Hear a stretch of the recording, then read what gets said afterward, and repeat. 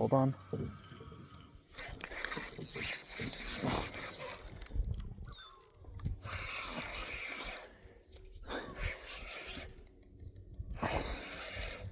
I don't know how big this fish is or how bad he just choked that thing. Whoo, he's fast, I can tell you that much. He's not small, that's for sure.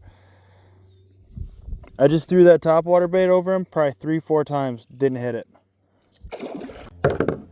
That ain't a bad fish at all.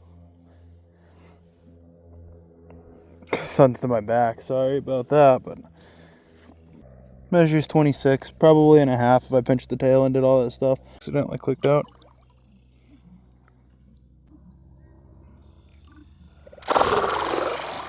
Yep, there he goes.